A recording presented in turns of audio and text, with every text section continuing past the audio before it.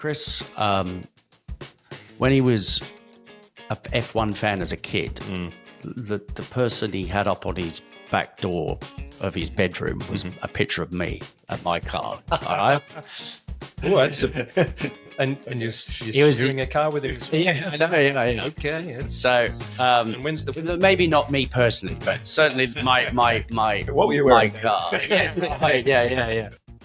Today we welcome back our friend and racing legend, David Brabham. David has raced at the highest level of motorsport, having competed with many teams, drivers and manufacturers from around the world. David's great versatility was key to winning many blue ribbon events and championships, from single-seaters, touring cars to sports cars. His natural ability, together with his work ethic, determination and understanding of teamwork, made David a much-respected team leader and highly successful competitor. His list of victories is broad and impressive. A few notable highlights include 1990 Formula 3 World Cup winner, 91 World Sports Car Champion driving a Jaguar, 92 Spa 24-hour winner, 96 All Japan GT 500 champion driving a McLaren, 1998 Petit Le Mans winner driving for Panos, 2003 Le Mans 24 hours second place driving for Bentley, 2000 and 2008 Le Mans 24 hours first in GT1 driving for Aston Martin, and 2009 overall winner Le Mans 24-hour driving a Peugeot. We're very fortunate to have David in our studio today to update us on his exploits over the past few years and how his inspirational leadership is guiding new drivers. David, welcome back to Tales from the Top. Thank you. Thank you for having me back. That's a big list, and that was only like this much of this much. So I think that's well, yeah. Well, I guess it's 30, 40 years now, I guess, of racing. So it's well, there's a little bit to talk about, I guess. Yeah. Sure is. Yeah. Very fortunate to have 40 years of racing. That's for sure. That's pretty cool. So back in Australia for a few events, and you've just completed a starring role in the Adelaide Motorsport Festival. So firstly, can you tell us a little bit about the event and its format and what your role was? Yeah, well, the Adelaide Motorsport Festival's, I think, when did it start? It was like 2017. Oh, it's been on and off in various formats. Yeah, because it popped out because I think government choices didn't go their way, and current government's very much now behind the motorsport side of it, and it's just got bigger and bigger. And Tim Possingham and the guys at Massive Events have put on a great event. They are able to attract lots of interesting drivers and figures from motorsport, as well as some amazing cars. So it's not, you don't go racing, it's demonstration laps on a very small part of the old Grand Prix track that we all raced back when the Grand Prix was on. So very short little circuit, which gives people time to have a look. You're on track for like 15 minutes, and then the next group come on, the next group on. You've got a whole mix of sports cars. You've got Formula One cars, touring cars, motorbikes, pretty packed schedule every day. There's lots for everyone to see. So from a spectator's point of view, it's really dynamic. Oh, yeah. There's always something going on. Yeah, always something going on. And I came back this year to drive Formula One cars, so 2 Brabham F1 cars, which is always cool. Yeah. But even cooler, I guess, is one of them for one run I did was the BT59, which I raced in the Australian Grand Prix in 1990. Yes. So it was nice to get back in that car. And then I popped out of that into Damon Hill's car, which was his sort of debut into Grand Prix racing, which was the Brabham BT60B. Right. And so I did most of my running in that car, and the owner of the 59 drove most sessions with that. So we all had a great time. Yeah. Sounds great. There's so many people to bump into there. I mean, we caught up with you last year, and you mentioned Damon Hill. I think I actually walked into Damon Hill, and then Liam Lawson. I turned around, and right. He's right there, and then we're fortunate enough to be sitting there having a drink with you at the same time. It was just, I love the intimacy of the event. Like it's not too often, unless you're fortunate enough to be on the grid. It's an up personal experience. Yeah, because there's no barriers. Everybody can get in there and talk to everybody. It's not like a normal racetrack where sometimes the drivers and the cars are kind of the other side of the fence. There's no fencing. It's like bit like that's how Goodwood started. Yeah. You know, Is Goodwood still like that?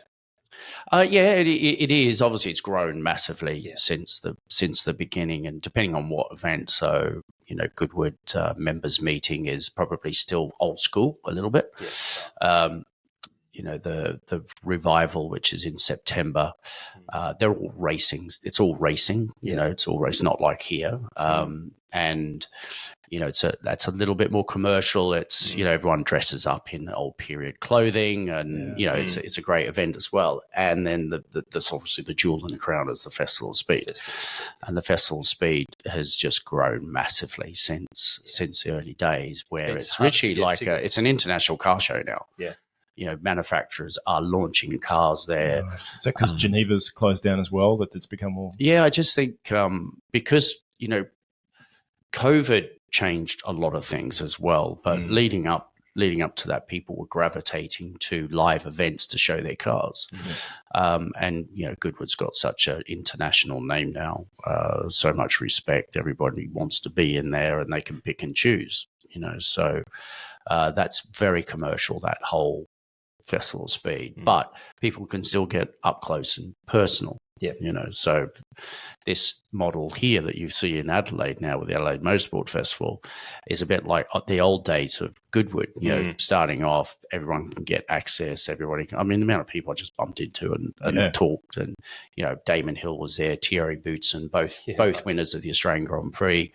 And it was very cool being on track with those two. It was just the three of us going around in the old F1 cars. That's awesome. Yeah. Would have been interesting for Damon Hill to be back here after the interesting episode with Michael Schumacher back in, I think it was 94, 95 in that race. It was 94, and I was the next car coming around the corner as I saw Michael Schumacher. Oh, no way.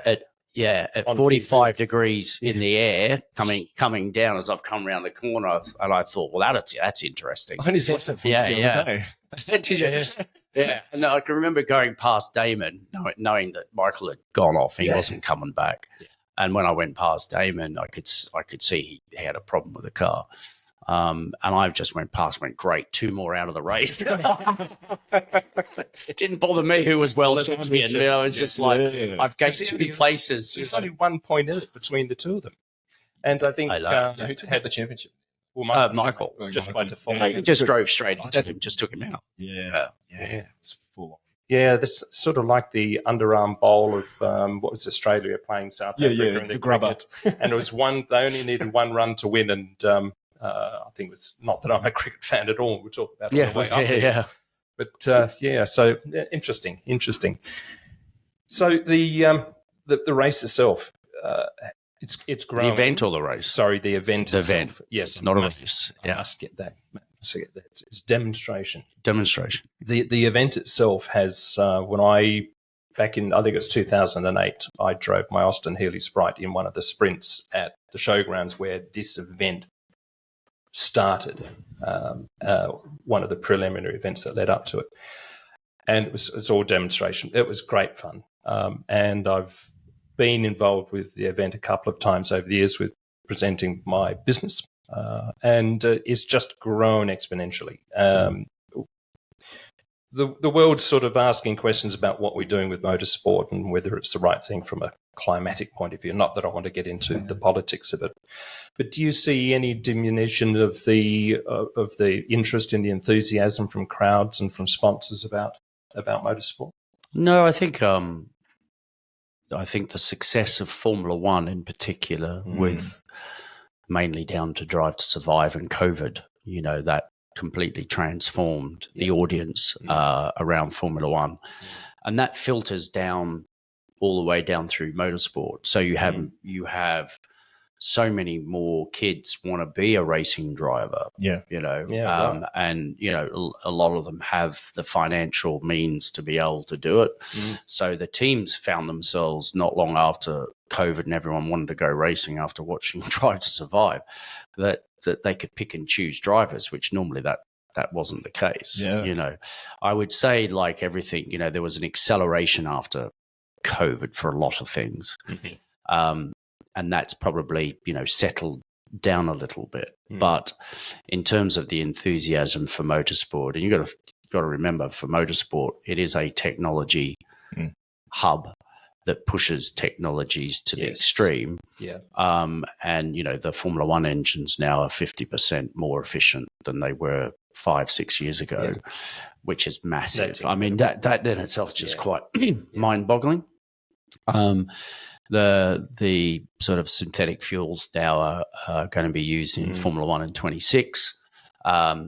We run the Brabham BT62 in the UK on sustainable fuel. So I think the sustainable fuel aspect of Goodwood now, all the cars have to run on sustainable fuel, and the historic cars, because, you just plug and play, you just put it in and off you go. Yeah. So and I believe that sustainable fuel, you could be made to any octane rating you want. Yeah, absolutely. Just dial it in. Yeah, so just whatever you want. If you want 120, if you want avgas, or if you just want we just run 94. We just run 102, which is what you normally run in a race car generally. So that advancement has changed the landscape a little bit as well. And like any event, you're all going to have a carbon footprint, aren't you, with any event? Life is a carbon footprint. Yeah, exactly. So I think for me, I'm not someone that looks at something and wants to judge what they're doing, how they're doing it. If we're all trying to do something right now in our evolution as a human species, then I would say that's a good thing. It needs to be encouraged, that's the right direction. And it is the right direction. Yeah. And I'm sure there's pros and cons to it, but we got to start somewhere. And motorsport, because it's so engineering led and technology driven, it can experiment and accelerate these things much quicker than general business can, because of the competitive nature of it, and the expertise in motorsport allows for rapid growth in technology. So that's where it's all headed. So we can still embrace it, that's great. So can I go back to the Netflix thing? I mean, because I used to watch a little bit of motorsport, but I definitely got sucked up in the whole drive to survive thing. And I think, you've mentioned that it's obviously a highly technologically driven thing, but I think from my point of view, the thing that really drew me in was that personal aspect. Yeah. All of a sudden, we knew who the people on the field were, and all of a sudden we had an affinity with those. Yeah. And, and I would imagine with, yourself as a driver, you're behind the scenes, you're chatting, all these people are your friends, so you understand. I've seen it with horse racing too. The people that know the jockeys or the trainers, they're the ones that actually really enjoy it, and get that next level. But that's the interesting thing, that the Netflix, I think it's just been absolutely amazing for the sport. Yeah, and to be fair, I'm not surprised, because I always felt, if you, as a driver, you have 1 foot in the garage and you have 1 foot on the track. And the public only see the outside. They don't see the inside. And yet the inside is so far more interesting. Yes. The challenges you have to go through as a race team and work as a team when something happens and they have to respond very quickly to fix something. I mean, Le Mans is a fantastic example of that. It's a long race and things can happen, and all of a sudden the car's back into the garage. The whole team have got to pour all over it, but they've got to do it in a way that's efficient. Something gets done quickly and it gets done well, because you don't want to have a repeat problem when you're back on track. And that whole environment, that human element, I think is needed to be captured and sent over to the public to say, look what happens inside the paddock. And that to me is what Drive to Survive was all about. Like you say, it's connecting with those people, looking at the way they deal with situations. They're all under pressure. Oh, well, they act like I do. Because it's so easy to think that, Formula One, they all must be some perfect human being. But it's not true. I mean, at the end of the day, they're human beings. So we all do the same thing, say the same thing, think the same ways. And, everyone has different levels. But, I thought the Drive to Survive, all it did was just open up the magic that happens inside of a racing paddock. I would love to see that in Le Mans. I mean, I don't know if something like that exists. If it does, steer me towards it, because it's, excuse the pun, but I would love to learn more about that sport. Like I know almost nothing. I mean, there's very little, unless you're into it in Australia. Exactly, I don't know. Is it much larger in Europe? Oh, yeah. Yeah. So everyone knows what it's about. Yeah, definitely. So is there places where the layman could go and enjoy, watching Le Mans? I mean, it's a 24-hour show. Well, it is. I mean, you can. Yeah, I mean, you can watch it live, but there's no like Netflix type thing. Well, it's the production side, isn't it? You know, so you don't get that inner sanctum. Now, what was it? 2014. I thought, well, this is the way to go. So I did this project called Project Brabham, and it was all about opening up the fans to drivers, drivers, and engineers to get much closer to what's going on and look at what's being learnt. You know, right. It was a subscription model and stuff. And we went to market. It was too early. No one got it. Right. You know, it was a bit like, come to us when you've kind of got to a certain level, because there was nothing like that out there. But I could see that this was the way to go. Is it something you would relaunch now? Because this sounds I mean, maybe 2 years ago would have been prime, and you would. Well, put it this way: if we had done it, and of course you would have tripped over, you would have, it was a new thing. There was new technology. Was the technology actually there to tap in live around the world? You know, there was a lot of challenges to sort of get through, and when I see the success of Drive to Survive, I think, geez, if we could have just got to this point with that model, we could have probably sold the sort of the IP and the whatever and licensed it out to other people. So it could have been a massive thing. Yeah. But when, you're sitting in front of trying to explain your vision and you've got people on the other side with the money going, don't get it. Yeah. Now you probably could, but things have kind of moved on now, and it's so you're going to do that under the Brabham brand? It was. It was it was going to be a Brabham race team doing LMP2. And again, opening up that inner sanctum, basically, taking away some of the secrecy. You know what I mean? Yeah. So it's a very secret environment, and everyone's it's dog eat dog. But my model was slightly different. It was a bit like, well, look, we learn so much out of motorsport, just from a human point of view, from a technology point of view. There's a lot of interesting things in there that people would be interested in. So then they would be able to tap in and be able to see that. And, we could have done all sorts of things with that model. A bit like opening a can of worms too, because there's so much you could do with that model. There's more interest in opening cans of worms than there are in presenting a fait accompli. I mean, a polished thing is always nice to see, but opening the can of worms is a similar model to the grand designs, where we're going to follow this family and this builder as they try to build this thing in this space, and all the trials and tribulations. Maybe some of them are staged trials and tribulations. But there's always drama somewhere, though. There's always drama. Yeah. It's always a fire to get out somewhere, or projects just blow out of proportion in their budgets and issues, and so that sort of voyeuristic attitude that people have toward seeing what's going on is the thing would drive this. So it'd be great to see you try it again. Yeah, maybe. See what happens. So that's a great segue into what's happening with the Brabham brand and what you're doing. Can you give us an update?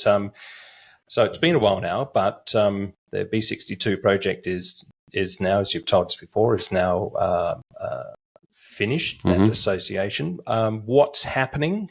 Because as you said earlier, there are still people tapping on the shoulder saying, what's happening with the project? Or they're saying, how's it all going? Yeah. It's like, well, it's finished. It's like, I mean, look, it was, automotive's a really interesting landscape at the moment. A lot of manufacturers, particularly in Europe, are really struggling. And obviously we started a project down here in Adelaide, Brabham Automotive, and with the Brabham BT62 track car, and then that evolved into a race car that then evolved into a sort of road variant. That was the 63. No, that was a 62. BT62R for road. Right. And then we went GT2 racing with the BT63. Yep.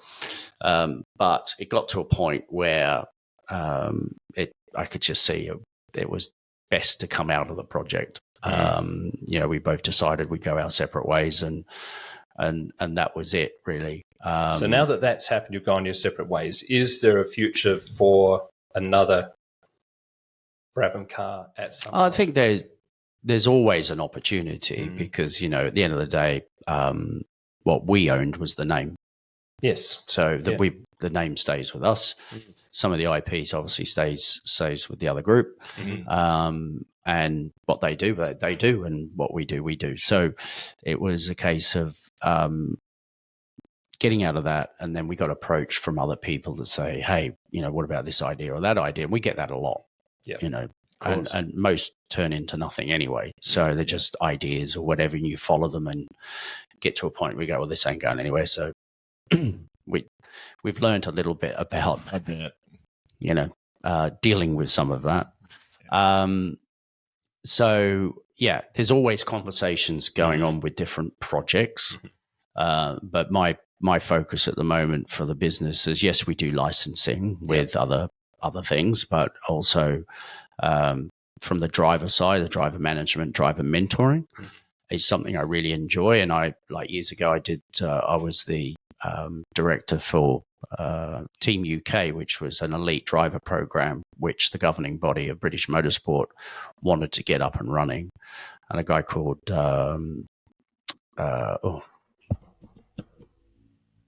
it just went out of my head. Right. It'll come back. We need to splash them. Yeah. Oh God, I can see him. God, I've got brain drain. Anyway, it'll come back. He's screaming at the podcast. Yeah, he is. What do you mean you don't remember, mate? No, that's not. It's not. That's just me. Having a senior moment. He started it with rally, and then it went to race, and I got involved in the race, and then I took over the rally. So I did that for 6 years. So dealing with young drivers and teams and things like that, I really enjoyed.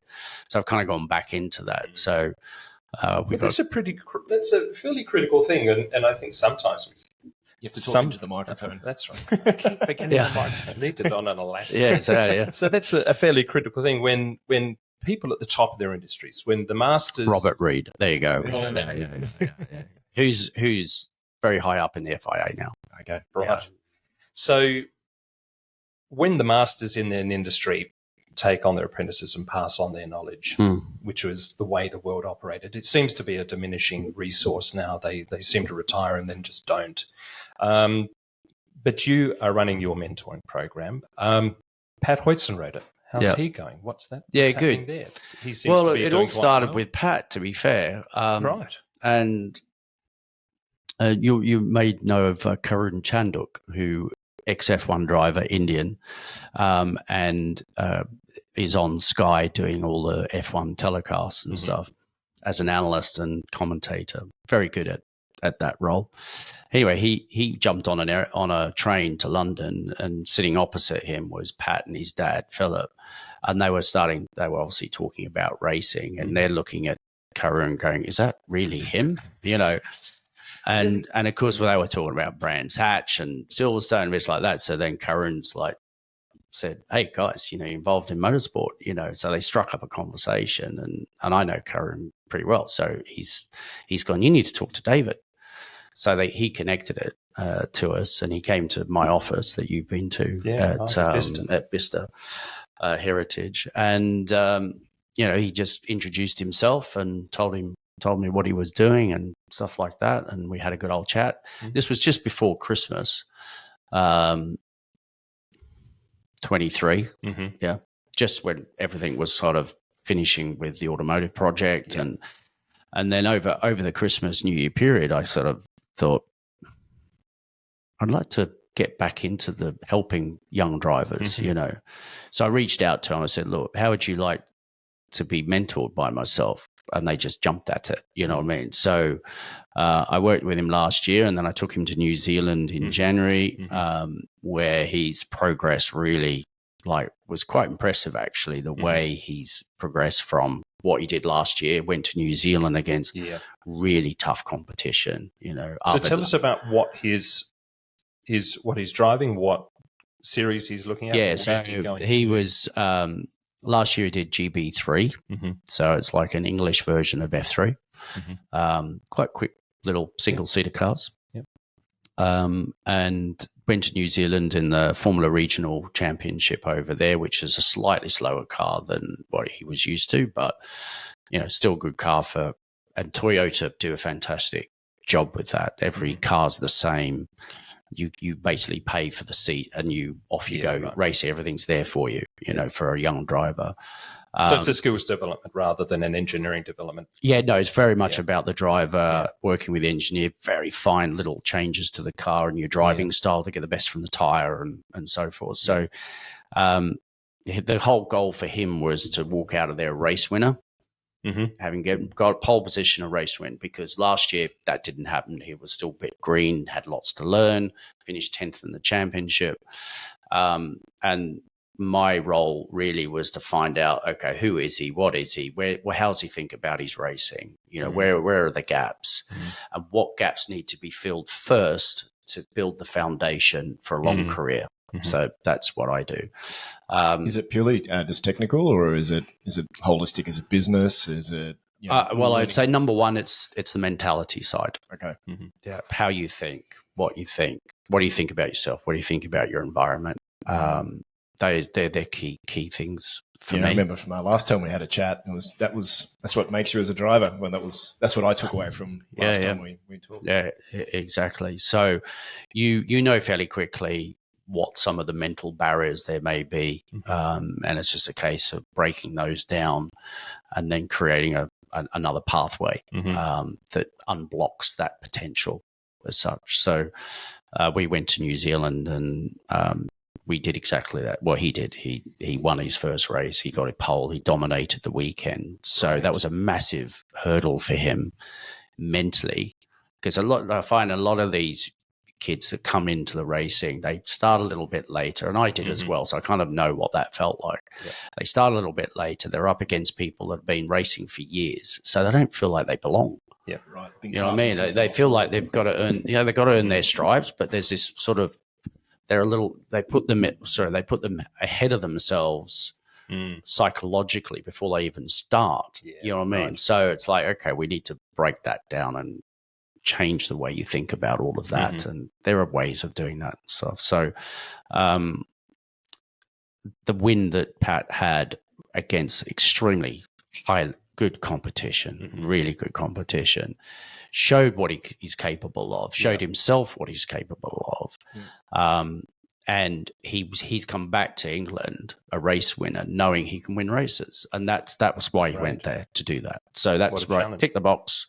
Another foundation put down. Now he's been testing. He's one of the fastest in GB3 this year. So, in the testing so far. So, he's made progress. So, we're also managing. So we're managing Jessica Hawkins, female racing driver, who I've known since karting days. She used to race against my son, Sam. And we have a really good connection, because the first time I really sat down and spoke to her was actually at Genk in Belgium. And she had a terrible qualifying. The engine failed, blew up. So she was starting from the back and she was really low. So I tried to pick her up, as I do. That's what I guess that's something I do with people. I try and make them better, better versions of themselves. So today's episode is sponsored by us, Kyron Audio and Deverson Design. At Kyron, we enrich people's lives with music systems that create lifelike three-dimensional images that evoke real emotional responses and allow true connection to recorded music. With our strategic partners, we can help you create the ultimate environment to enjoy your Kyron music system. From interior design guidance through to an entire bespoke listening room, we can assist you to bring your dream to life. Life is better with music, and music is better with Kyron. Deverson Design creates luxury garage environments for the discerning automotive collector, preserving your collection in surroundings that are more gallery than garage, and so enhancing the value of your enjoyment. With projects across Australia and Europe, Deverson Design provides design services worldwide. Truly bespoke garages start with inspiring designs. Let Deverson Design inspire you. To get in touch with one of our principals directly, visit our website kyronaudio.com.au or deversondesign.com.au to book a consultation. And now on with the show. by the time we finished the conversation, she had a completely different mindset going into the race, and she went from last to top 3. And this was an international field of go-karters who were damn good, Right. And did I see she just announced her goal is Le Mans? Is that correct? Yep.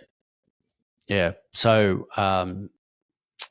there's an announcement going out tonight on what she will be doing this year. But she's an Aston Martin F1 ambassador, as well as she's the head of their F1 Academy with the young female drivers as well. Wolf's wife set that up. No, right? yes, that's right. Yeah, Susie Wolf. Yeah, she set that up.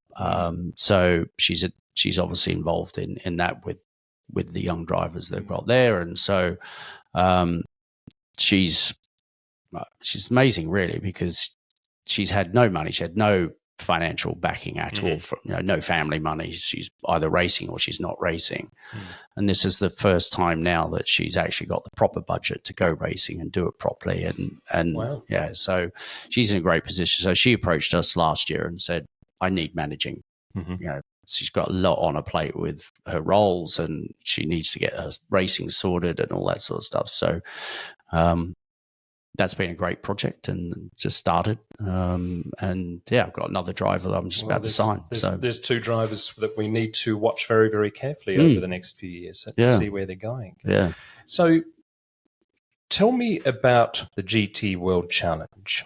Now, you drove at Phillip Island last year with Chris Batzios. That's right. In the Mercedes AMG GT3 for Harold's Racing. That's correct. How did you go? What was that like? Are you going to stay here? Are you going to come back? No. Are you going to keep going? No, it was Chris,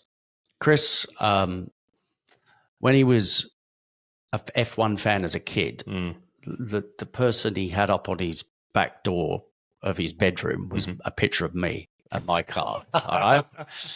Oh, and you're steering a car with him. Yeah. Okay. So, and when's the maybe not me personally, but certainly my what were you wearing? My car. Yeah.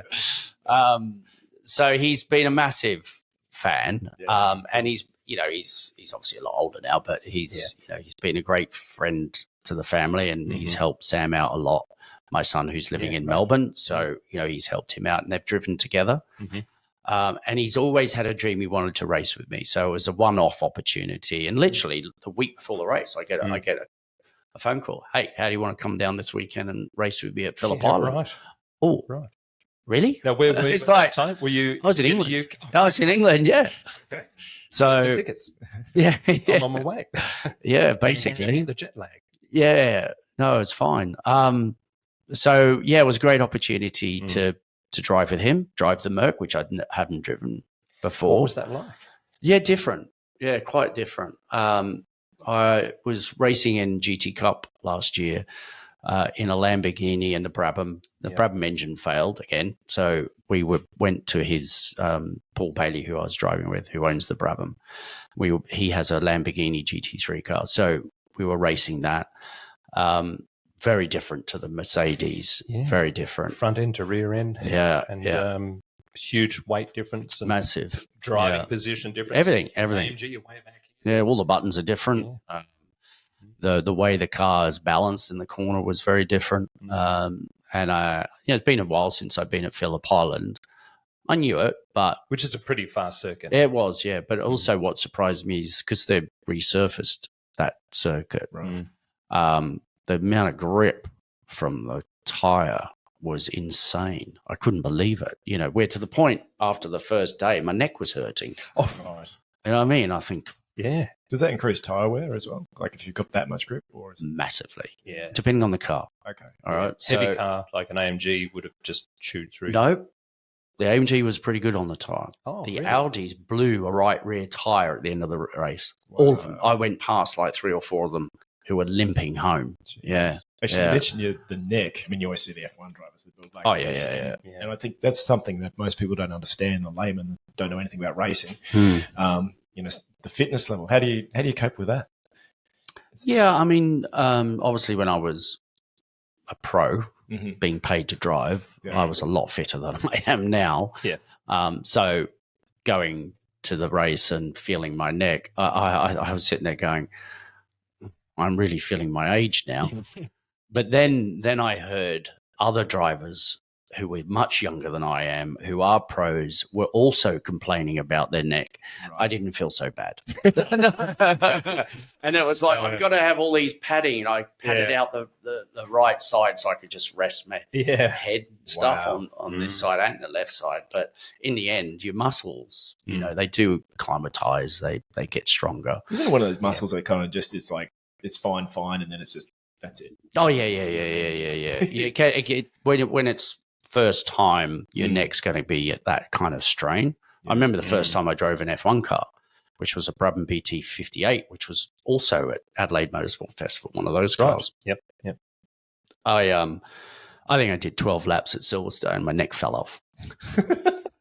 Basically, I hit the brake. My neck went forward. Jeez. And then as I'm going round, Silverstone back then was a lot faster than it is now. The old Stone Club corners, like virtually flat out, and your neck is just getting pushed like this, and you're pushing back like this. Wow. And then you turn into the corner, and you can just feel the strain on the neck, and you're turning in, and you're holding it. Next thing, your neck just goes.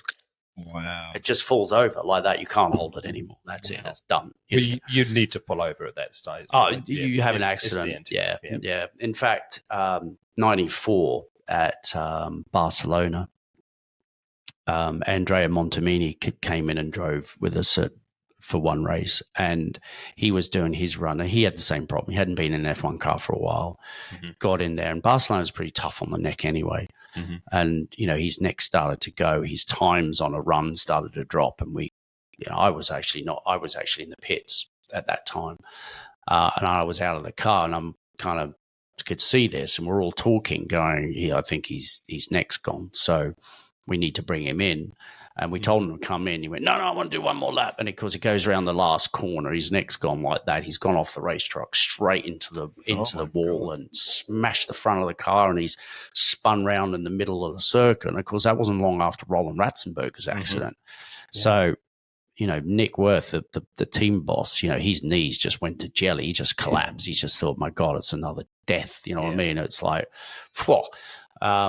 And that just shows you, just like you start to lose control of your neck muscle, and back then, of course, you had no side protection like you have now. So you can actually put things in there to hold your neck up a little bit. But the Hans doesn't really hold your neck up. Okay. It's only in an accident. If you go forward, you don't overextend your neck.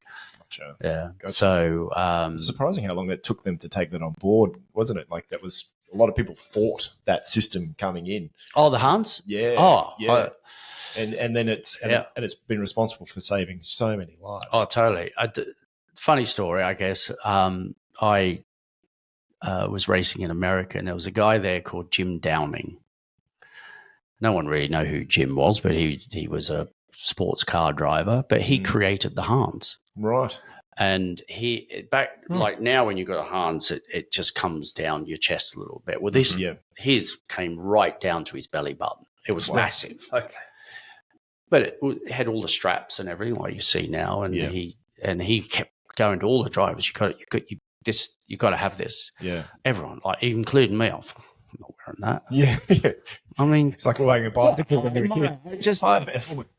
The argument was very similar when seatbelts came. Yeah. Well, exactly, because you're so used to not something new like that comes along. Yeah. I was like everyone else. It's a little bit you'll never see me in that thing. And then Mercedes actually bought the rights to it. They bought the whole thing, and then of course it became an FIA thing, and we all had to wear it. We all had to get used to it. Now, I mean, you would never drive a car without it. Like the halo as well. Like that was for same. Like all these safety measures, drivers generally will go, really? Yeah. But then after a while, you get used to it, and it's like, oh, thank God that's on there, because you see accidents happening. Yeah. Where the Hans, I'm sure the Hans probably would have helped save Roland's life, but Roland, his neck snapped, because of the speed, 300 kilometers an hour into a wall. How many G-forces is that? Oh, I don't know. They are massive at that speed. It was well over 100 G for sure. Can we go back to F1 for a minute? I'm really interested because I'm right into it at the moment, and there's a whole new series of thanks to Drive to Survive. Yeah. So a whole bunch of new rookies this year. Who's the ones to watch? Good question. Well, I guess Antonelli he's in Mercedes, so he's in one of the top teams. Yeah. Clearly quite talented. Is he mature enough to deal with the situation? We'll see. I think he's got the talent to be fast, but it's a long-term game for Mercedes. This is their Max Verstappen, basically, right? In case they don't get Max, I guess. Okay. So they're always looking for the special talent that comes along, which is a once-in-a-generation talent, and obviously Mercedes feel that Antonelli is one of them. So we'll have to wait and see. Jack Doohan, obviously, he's had one race, hasn't he? One or two races. He's in an interesting environment at Alpine where they got, who's the driver that they've just signed up? I'm struggling with names today. Yeah. Well, who did we have? We had the French. We had. Oh gosh, I can see him. We had Galopinto. We had Galopinto. Last year, he just left. It's Galopinto. Yeah, who did a great job to begin with Williams. Yeah, but it all dropped off. He made mistakes. He had a lot of crashes. And that's where I talk about that maturity. So, Antonelli, obviously, when he went in the car at Monza, George Russell's car, he's gone out there and, he was fine. He was really fast for a lap, and then he's binned it. You know what I mean? So, and that sets the whole program back for George. Liam Lawson's on the weekend. Highly aggressive too, hasn't he? I mean, there's been a few. Well, he again. Holding by the shoulder. Okay, so for Liam, when you compare those two in those or three drivers in those situations, Liam actually did a pretty good job. Yeah, got thrown in the deep end, like when he was there at Zandvoort. Got thrown in the deep end when Daniel broke his wrist. Yeah. Conditions were horrible. Did a fantastic job, and each time he's gone in there, he's not made the mistakes that other drivers have. He's had a mature performance. So, it bodes well, obviously, for him too, going into Red Bull, up against Max, who's like probably a once in a complete lifetime generation driver. Wow. Yeah. So obviously he's going to be up against someone he's never been up against, but they put in their faith in him for the future as well. So you can see this transition to youth. Yeah, massive one. Yeah. Massive. And of course, what they're all trying to do is get in there and get the drivers settled into the team, the young ones that they want to progress before 2026 with the new car coming out. Yeah. So a lot of it is around the new regulation. To get the team in a stable environment with its drivers. And obviously they'll have someone with a bit of experience, but they'll have a young gun as well. So, it's interesting times because you've got quite a few rookies in there, more than normal. Yeah, a lot more. And, the 2026 regulations, but 2025, at the moment, I have no idea who's going to be on top of it. And, at the beginning of the season, no idea. So it's a huge transitional phase. We're coming out of COVID, coming out of all of these other things, the apparent imminent financial issues around Europe and around the world with wars raging. We're changing from fuels. We're changing all sorts of things. Perceptions are all changing. So I see that with the new regulations, it's very interesting what motorsport is going to look like at that elite level in the next 5 years, where it's going to be, obviously it's still going to be there for reasons that we talked about before, but quite an interesting period to come, I think. I think globally, as a human race, we're seeing a lot of changes in everybody's lives right now. Yeah. Quite dramatic. Doesn't matter what you're in. there's big changes happening. Yeah. Fires are a bit bigger to put out. A lot of challenges families are going through, and businesses, and everything's changing very rapidly. Politics is changing rapidly. Yeah.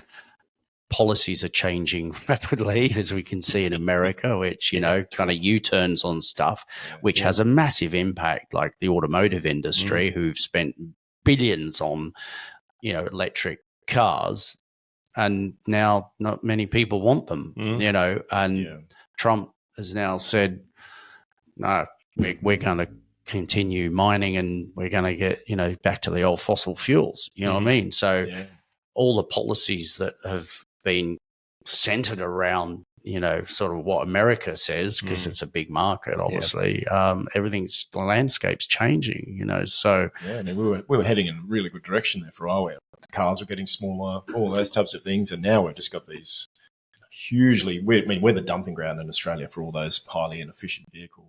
You're right. Quite literally. And I love it. I like a nice car.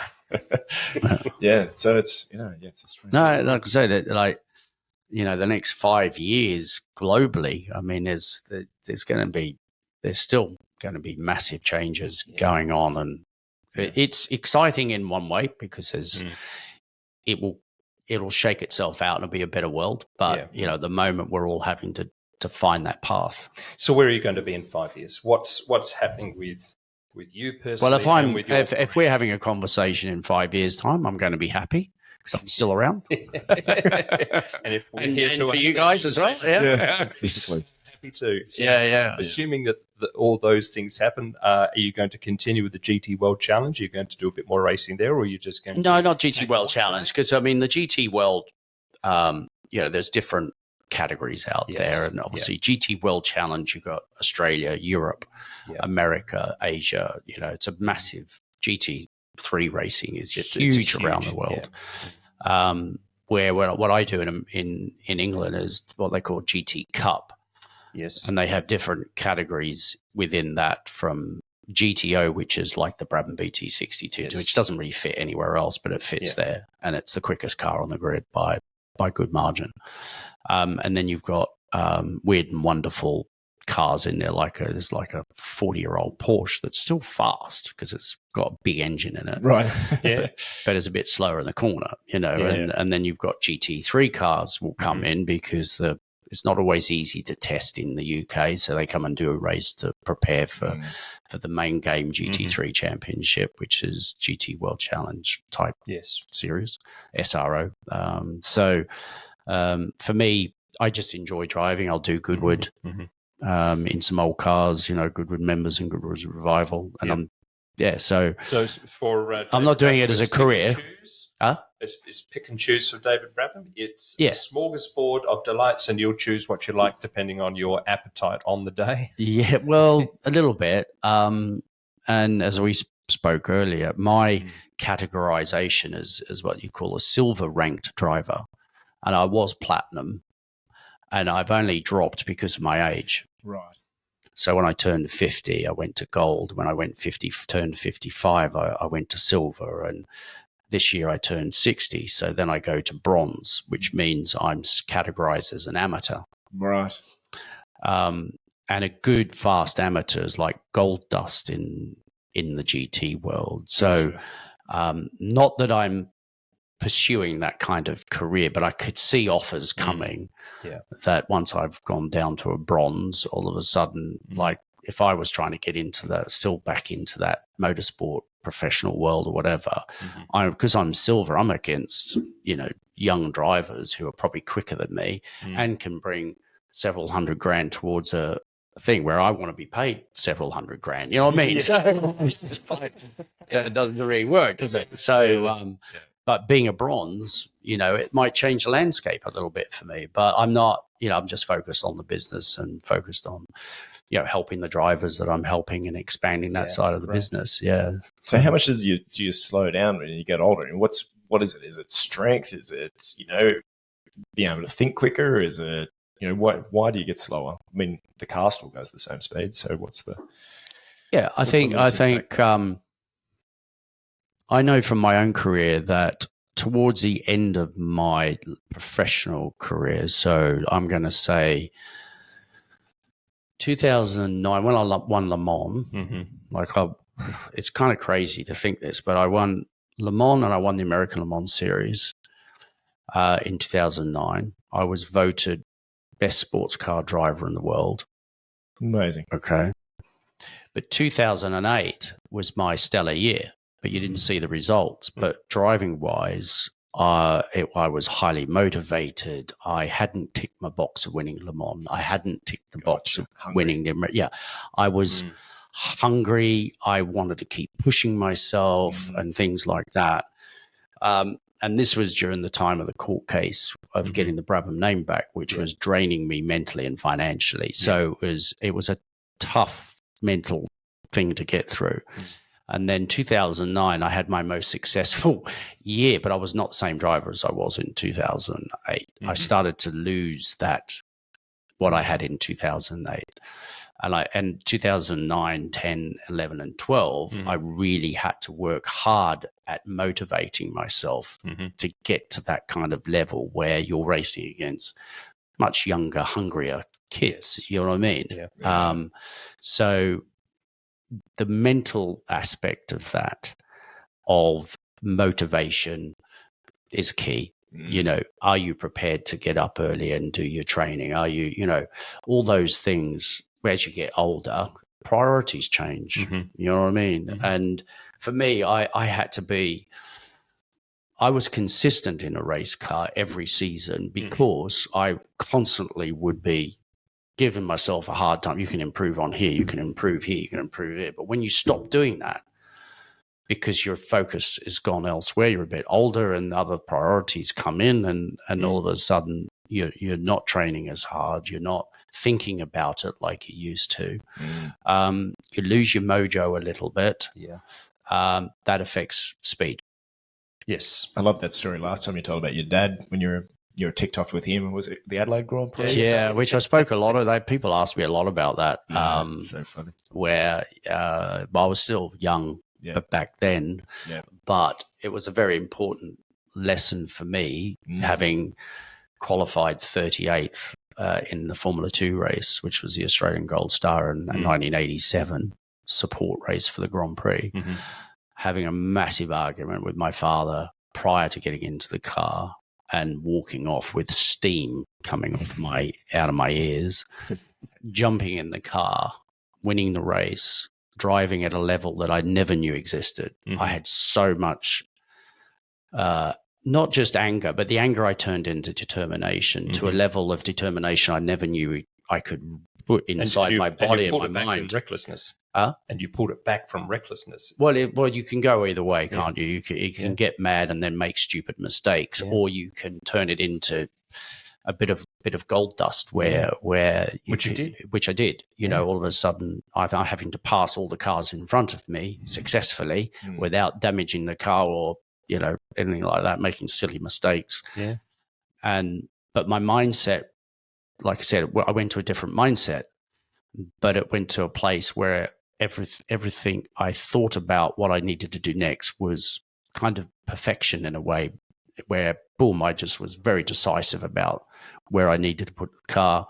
I had zero doubt, zero fear of what I was doing. It was purely just, I'm getting to the front, and I trusted myself to sort it out as I got to a corner, and having that trust was heightened in that situation because I had so much determination to get to the front, which I never had before like that. And I ended up winning the race. So that was a massive lesson for me about the psychological aspect of being a human and what you can achieve. Absolutely. So I suppose that really, all of that just leads to the ultimate question that we always ask. What does success mean for you? It's a really good question, isn't it?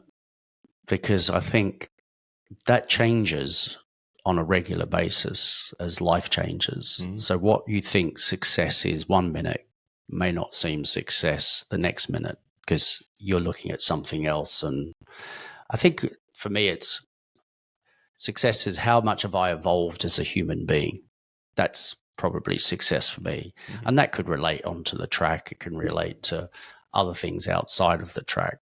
But how have I evolved as a person is probably where I judge my success, I guess. And that, as we all know, we can always evolve to a different place. So there's no limit to that. It's just how far you want to take it. It's a shifting target. Yeah. Great. Fantastic answer. Well, What's going on here, Jade? okay. So I see two very cool signatures on this lovely old helmet. Yeah. I've done a little show and tell. So many years ago, Tell us all about when it. I was working on the Classic Adelaide Rally back in the 90s, there were some great drivers came along. And of course, your dad was one of those fantastic drivers who supported the event quite well. Sterling Moss was there. And as one of the senior event managers, I've managed to have several nice chats with some very stellar gentlemen. Roy Salvadori was there as well, but he and your dad posed. I was sitting with him at dinner. We got a great photograph. So this race helmet I had at that time, and I collected a couple of important signatures. Your dad is one, and I'm hoping, without trying to sound like a groupie, but I kind of am, if you would add your signature to this racing helmet. Yeah, absolutely. I mean, it'd be a fantastic honor to be next to Jack Brabham and Sterling Moss. I mean, two of the great legends of the sport. Yeah. Have you got your poster from the back of your bedroom door? Do you want to? Is that the pen we use? That's going to be a different pen. You know that. That's fine. That is the same. We'll just use what we've got, and we'll just go from there. Does this all dominate the other two in terms of look? That's okay. That's fine. Oh, maybe not. No, you're wrong. It's not done what I thought it would do. There you go. Look at that. That's it. Show the camera. Look at that. Turn that around. That's fantastic. That's great stuff. Thank you very much. I'm very impressed. I'm very happy with that. I can now rest the weekend and think, another mission accomplished. Thank you, David, so much for joining us again. Thanks for having me on the show. It's great to catch up with you guys again. Yeah. And, next year or two, when you're back, we can have another catch up and see what's happened and reflect on today and say, well, you didn't do that, and then you did that, then you won all these things, and I thought you weren't going to go profession. Yeah, I know. See what Let's see what the future brings. Yeah, great to have you. Thanks, Dave. Great. Thanks, Dave. Thank you. Cheers. And to the listeners, I hope that you enjoyed that as much as we did. Thanks for listening to the show. And if you'd like to find out more about Kyron Audio or Deverson Design and how we can create bespoke luxury environments and experiences in your life, you're more than welcome to book a call with one of our principals through our websites, kyronaudio.com.au or deversondesign.com.au, or follow us on our socials.